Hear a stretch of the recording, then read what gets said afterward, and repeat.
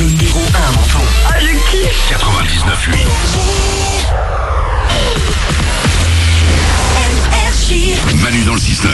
6h, 9h30, tous les matins sur Énergie. Il est 9h01 qu'on amène le coq.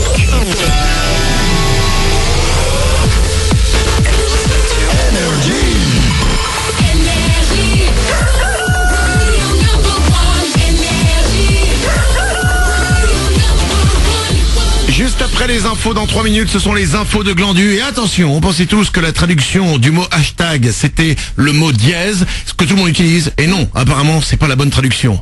Waouh, Glandu, le journaliste, va parler dans un instant. C'est ça. C'est les infos de Glandu, les petites infos inutiles, mais qui nous font du bien quand on les écoute. Ce sera juste après les infos et on va écouter Enrique Iglesias.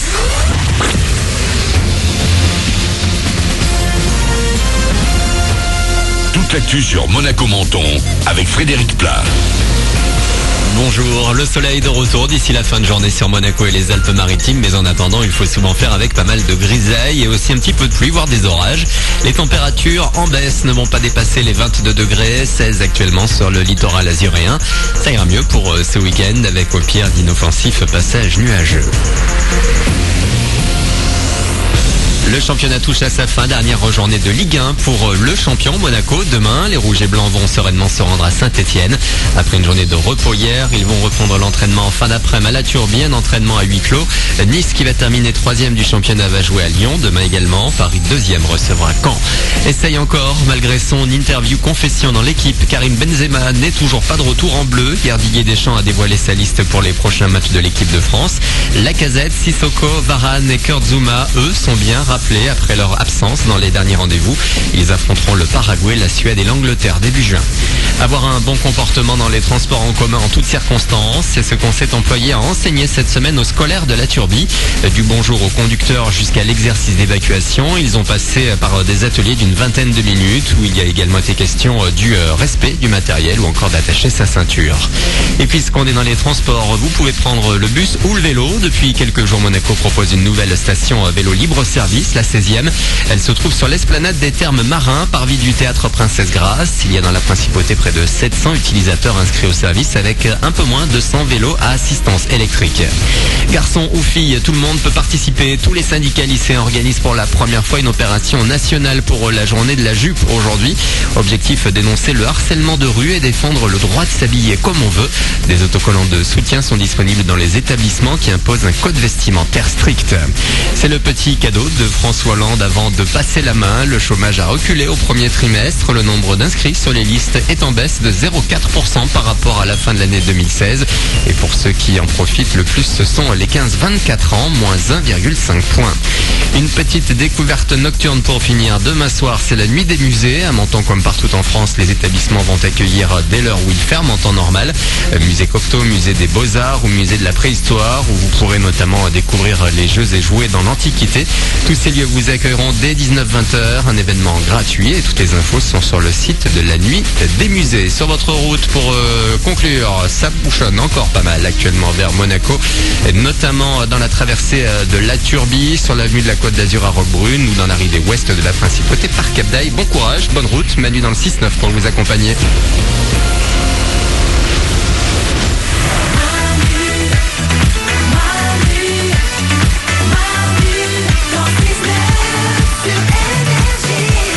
Il est 9h05, je viens de lire un truc. Ouais. C'est drôle parce que, vous savez, on entend parler de l'affaire Tapie depuis des années. Je crois que depuis que je suis toute petite, au repas déjà, mes parents ils en parlaient et je comprenais rien. L'affaire Bernard Tapie. Le foot. Et je sais même plus. C'est tellement. Et en fait, moi, j'étais persuadé que c'était déjà jugé. Et en fait, non. Le jugement définitif a été rendu hier de l'affaire Bernard Tapie. Ouais. Il devra rembourser, écoutez bien, 404 millions d'euros dans l'affaire du Crédit Lyonnais. Mais le prix augmente à chaque fois, on est d'accord. Je sais pas, mais là c'est 404 millions d'euros. C'est-à-dire qu'à mon avis, c'est même pas la peine de lancer une cagnotte litchi là. 404. Waouh. Allez, 9h06, on va écouter Enrique Iglesias dans 2 minutes avec Súbemela la radio. Je le fais tellement bien, mais avant ça, voici les amis, les infos de Glandu. Ces petites infos qui sont un peu inutiles, qui servent pas à grand chose, qui vont pas nous transformer la vie, mais on adore les écouter.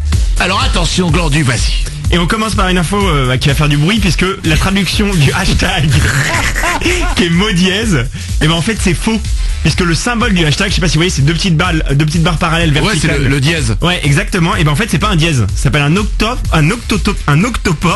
ou un croisillon. Ça a deux noms. Un octoporte. Un Donc, en fait, octotorpe quand- ou un croisillon. En fait, quand on traduit le hashtag en mot dièse, Ouais. comme c'est partout, C'est la traduction officielle en fait qui est donnée par la Commission Générale de Terminologie. et ça s'appelle un octotorpe. Ouais, et en fait parce qu'un dièse c'est pas comme ça. Un dièse en fait c'est les barres parallèles horizontales, elles doivent être inclinées normalement. Ah, Et donc on se trompe depuis le début. un octotorpe, c'est incliné. Ouais. Ah ouais.